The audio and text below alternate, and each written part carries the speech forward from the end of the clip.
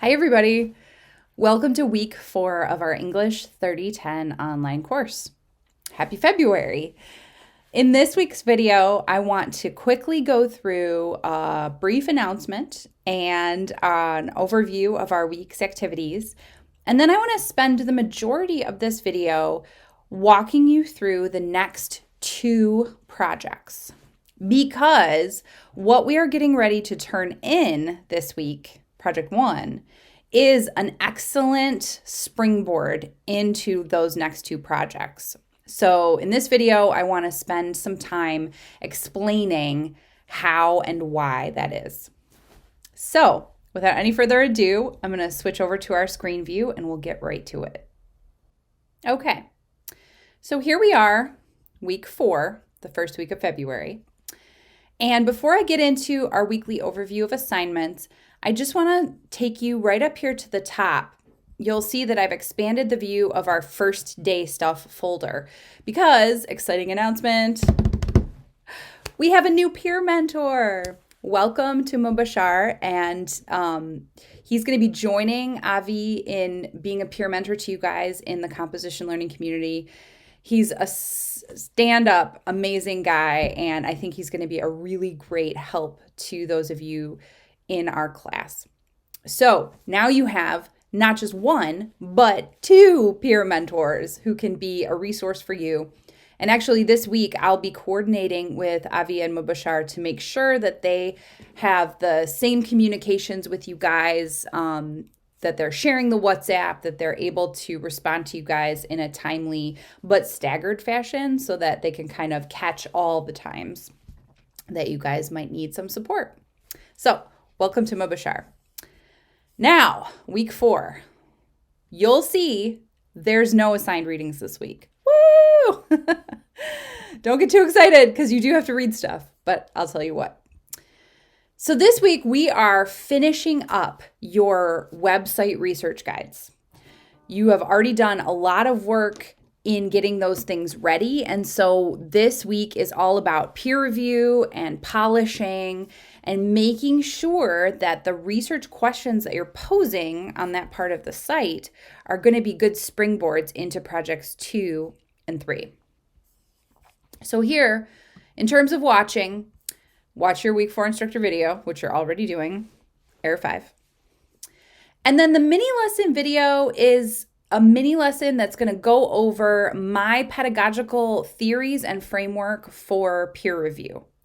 So this is going to lay out for you guys what I expect when I am assigning you guys to do peer review. It's going to explain some of the rationale and take you through the actual steps that I want you guys to focus on when you're giving each other peer review. And it's going to give you some suggestions for comments that you can leave on each other's work.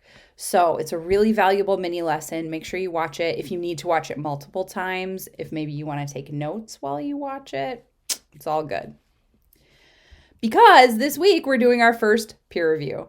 You're going to be reading each other's drafts of your website. So basically you're going to need to be posting links to the appropriate websites in the Canvas discussion thread and writing feedback for each other and researching, reading, drafting, making sure that you're finalizing everything, especially those research questions. So it all kind of breaks down like this. By Wednesday-ish, you want to have watched this video and started giving each other feedback. So post your links to your sites as soon as possible so that you can start getting feedback. I believe in the assignment, I ask you to give feedback to at least 2 people, but you can do more for sure. Write notes on the readings if applicable, like as you're reading each other's websites, maybe you're going to like, oh, that's a good idea. Jot down some notes, do your peer review feedback, watch your mini lesson video to make sure that you're giving the right kind of feedback. And you want that first full draft of Project 1 posted by midnight on Sunday. So it's a week of peer review, but before I sort of like leave you there, I'm going to talk you through Project 2 and Project 3, and then we'll close out this video. So why do you need good research questions? Well, if you look down next week, we're going to start your research in progress presentation. And I'm going to look at this assignment with you guys and kind of start talking about this. This is going to be strictly a presentation. So we are really working with a lot of multimodal compositions this semester. You guys have been working on a website, and now we're going to be working on what some people call it an Ignite style presentation. It doesn't have to be strictly lockstep Ignite style, but it's going to be a multimodal presentation that you're going to create and post as a video. So this is really talking about research in progress.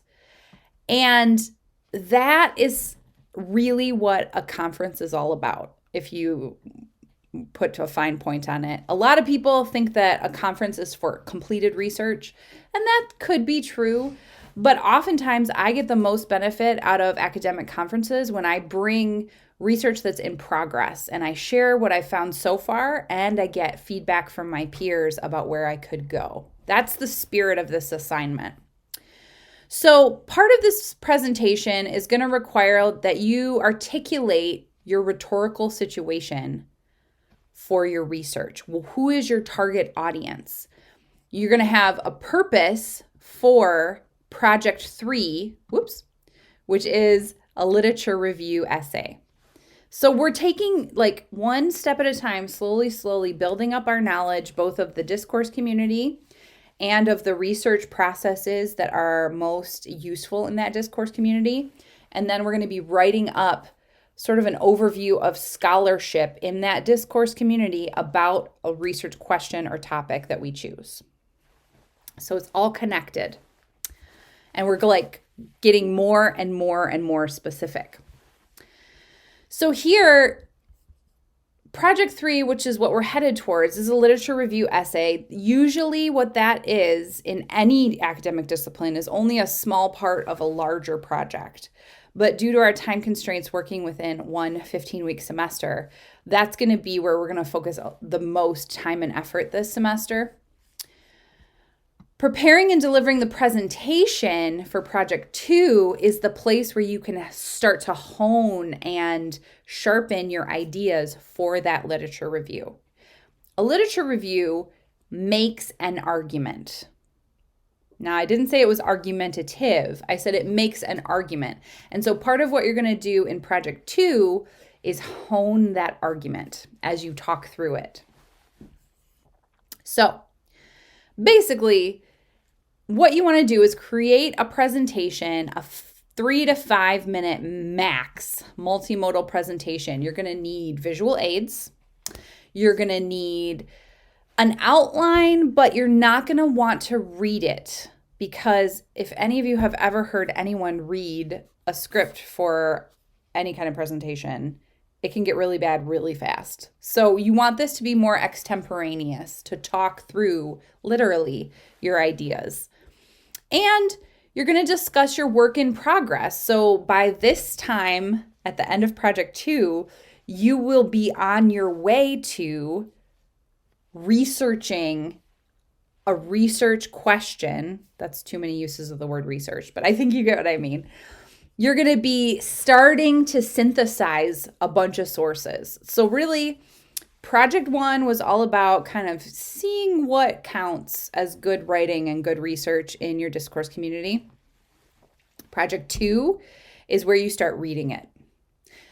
Not all of it, of course, because that would take a lifetime, but reading it, all of the sources, all of the scholarship within your discourse community around a centralized question or topic, which is one that you posed or revised from Project 1. So we springboard into Project 2. Project 2, you're going to start reading, you're going to start synthesizing, you're going to start organizing your thoughts from sources in the discipline. And that's going to help you write a really clear, concise literature review in Project 3 that makes an argument. So the conclusion of your presentation should present your rhetorical analysis of the literature review. Who are you writing for, and what's your purpose in this imagined research writing scenario? So in the end, you're going to upload a video of your presentation to Canvas, and we're going to use the discussion thread feature to give each other feedback as we are doing with Project 1. So the minimum requirements for Project 2, your slide deck or other visual aids, one of which should be an infographic that kind of is showing how sources work together, an outline of your talking points, which you will speak from extemporaneously, and your 3 to 5 minute recording. Additionally, I'm going to ask you to write a 1-page reflective rationale for why you made the choices you did in creating your video. And if you're interested, the rubric is right here at the bottom. All right, so that's Project 2. Project 2 is this presentation of your research and process, which then is going to come together in Project 3. So this is where we're headed. You're going to be pulling together all of the things that you're reading and thinking about and synthesizing in Project 2, and you're going to actually compose a scholarly literature review essay. And this is basically a genre that is mostly used in academic writing, but we see it across multiple disciplines. So it's one of the very few types of writing that you would see in the field of engineering, just as well as you would see it in the field of biology, just as you would see it in language arts, just as you would see it in philosophy, right? So it's a very ubiquitous genre, which is why it's so good for us all to be practicing together, even though we're all working in different discourse communities. But basically, we use literature reviews to synthesize information and create, I like to call it like a constellation of sources that help situate your argument that you want to make. And we'll talk later on this semester about how a literature review sort of presents a conversation. And there's moves that you make, frequent citations, dense prose, meaning that you're trying to squeeze as much meaning into a few sentences, and signposting to help readers navigate. These are all common features of literature reviews across disciplines. So there's some specific steps that we're going to take here. We're going to develop an outline. You're going to do some peer review. This is sort of like a complicated, big undertaking, and we're going to work on it together. I have a suggested outline here. You don't have to follow this lockstep, but I do want you to consider that this would be a good skeleton, right? Like you don't have to have all of these exact bones, but maybe some of the big ones. And then you are going to have a reflection for this part as well. So your minimum requirements for your literature review, this is the bigger cheese. This is the bigger paper. 10 to 15 pages, double-spaced review of the literature. This does not include your works cited or references. Along with following some of these key disciplinary conventions, I will be looking for your literature review to make a claim about a topic or state a claim that responds to a research question. Either way, you're going to be making a claim because a literature review makes an argument. Okay? So this is where we're going. We're finishing up Project 1 this week. And as you know, part of your Project 1 requirements ask you to pose one or two, or I forget exactly how many I asked for, a handful of research questions. And this is why, because starting with Project 2, we're going to start reading and gathering sources and synthesizing information so that we can pull together a composed, articulate, academic literature review for Project 3. Okay, so I'm going to pull us out to the full view and close out this video. All right. So I hope you guys are staying warm and cozy this week. And if you have any questions about either your upcoming Project 1, which will be due when? If you said Sunday at midnight, you were correct. Also, if you have any questions about anything I discussed here with projects 2 and 3 that are coming up for us, please shoot me an email, let me know. Also, don't forget to say hi to Mubashar. And if you need anything, you can always contact your peer mentors. They are here to support you. You can also contact me because I'm here to support you too. All right, guys, have a great rest of your week, and I will see you in next week's video. Bye, everybody.